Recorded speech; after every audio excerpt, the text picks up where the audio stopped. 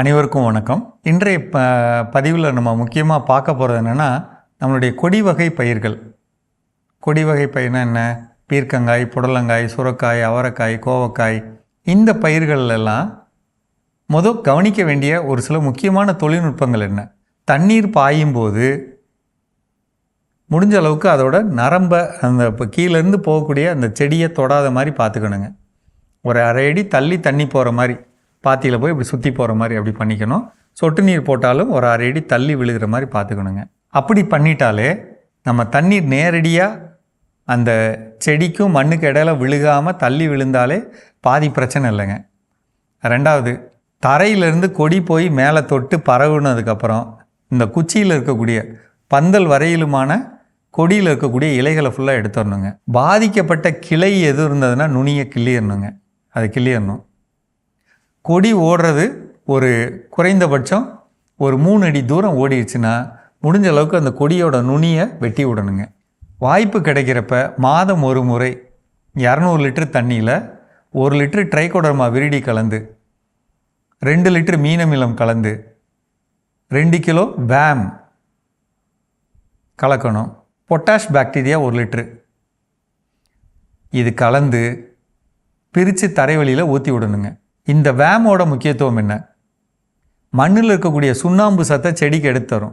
அப்போ தான் அந்த தண்டோட நரம்பு திடமாக இருக்க வாய்ப்பு இருக்குது. சாம்பல் சத்து வேணும். அப்படி இருந்தால் தான் தண்டு திடமாக இருக்க வாய்ப்பு இருக்குது. முடிஞ்ச அளவுக்கு மாதம் ஒரு முறை அல்லது 45 நாளைக்கு ஒரு முறை ஒரு டிராக்டர் லோடு கோழி எரு கிடைச்சதுன்னா பிரித்து வைக்கலாங்க. எல்லா செடிக்கும் பிரித்து வைக்கலாம். அல்லது ஒரு 300 கிலோ மண்புழு உரம் இருந்ததுன்னா பிரித்து வைக்கலாம். இது கண்டிப்பாக வைக்கணும் கொடி வகை பயிருக்கு. இதை நம்ம செலவுன்னு பார்க்கக்கூடாதுங்க. கண்டிப்பாக இது ஒரு கட்டமைப்பு.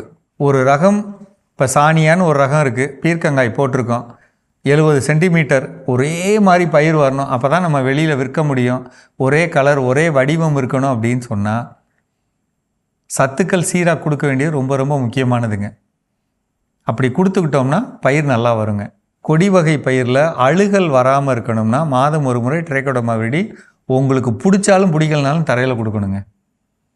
அதே மாதிரி இலை பெரிய இலைங்களா, கொடி வகையாக தண்ணீரில் நம்ம தப்பு பண்ணாலும் பண்ணாமல் இருந்தாலும் அதை பாதுகாக்கிற மாதிரி 100 லிட்டருக்கு 1 லிட்டர் சூடோமோனாஸுங்கிற திரவம் கலந்து பயிர் மேலே தெளிச்சுக்கணும். திடம் கொடுக்குற மாதிரி ஹியூமிக் அமிலம் 1/2 லிட்டர் கலந்துக்கணும். கடல் பாசி உரம் 1/2 லிட்டர் கலந்துக்கணும். சோலு பார் அப்படிங்கிற போரான் பவுடர் 200 கிராம் கலந்துக்கணும். இதை கலந்துட்டாலே பயிர் திடமாக இருக்கும், எந்த விதமான நோய்கள் வராது.